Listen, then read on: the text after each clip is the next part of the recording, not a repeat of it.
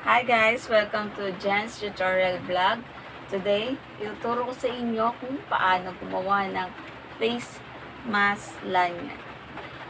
Pero bago yan, panoorin nyo muna to.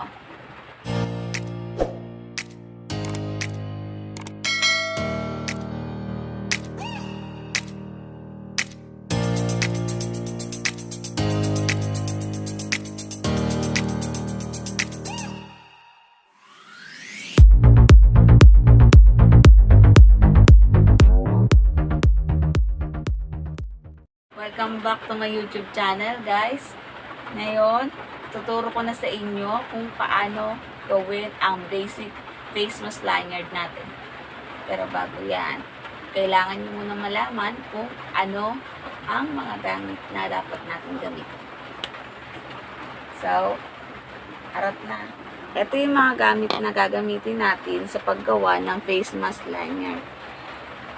Ito ang pliers, scissor, string beads, and then the white beads, red beads, the needle beads, hook. Ito is yung jumping ring. And then, the crimping ring. The crimping beads. Yan. Ayan lang yung mga gamit na dapat natin gamitin.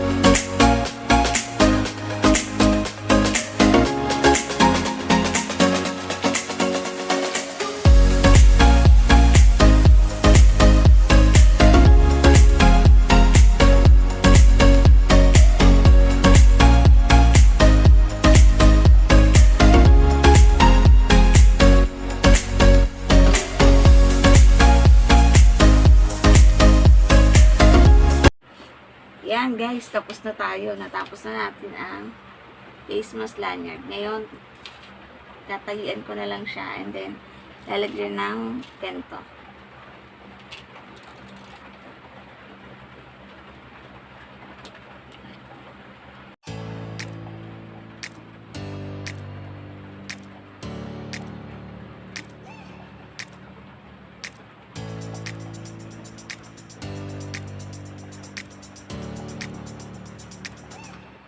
Ganito, isasara lang natin siya para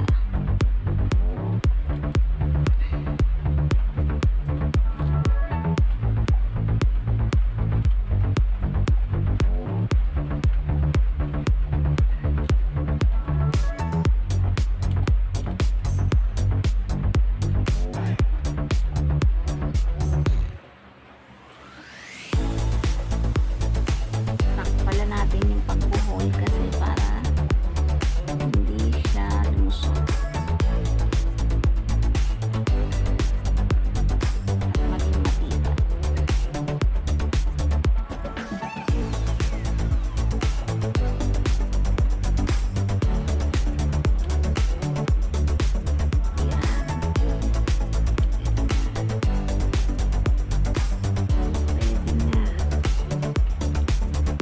Tapos, didiin na natin.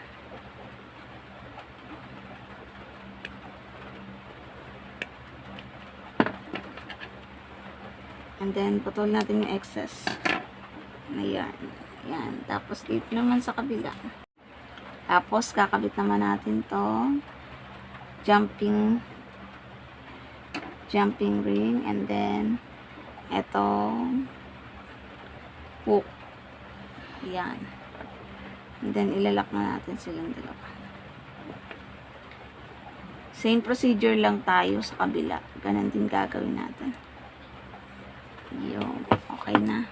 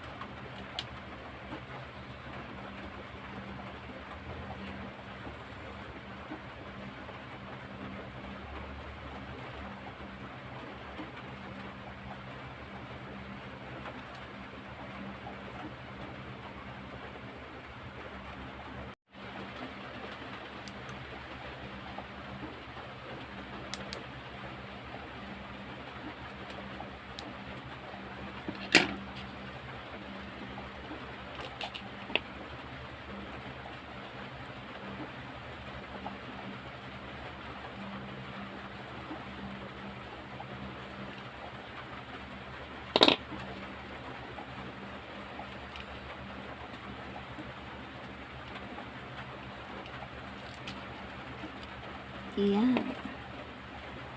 Ilak na natin.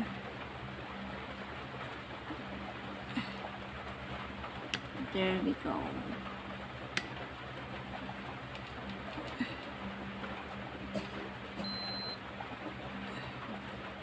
Ayan, finish. Tapos na natin gawin ang ating face mask lanyard. And guys, natapos na natin ang ating face mask lanyard. Ngayon, depende naman po sa inyo kung may pangalan. Ito kasi may gawa ko dito. Ito yung tira ko sa gawa ko na may pangalan. And then, ito naman yung mga plain lang. Tapos may design. Ayan. Tapos try natin gamitin. Yan, ganito. Ayan, kita. Kita nyo ba guys? Ganda, di ba?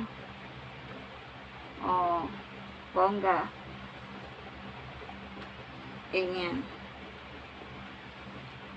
Di ba? Ang ganda. Ito yung iba, yung may pangalan. Depende naman sa inyo kung lalagyan nyo ng pangalan, custom, personalized face mask lanyard, and then your own design.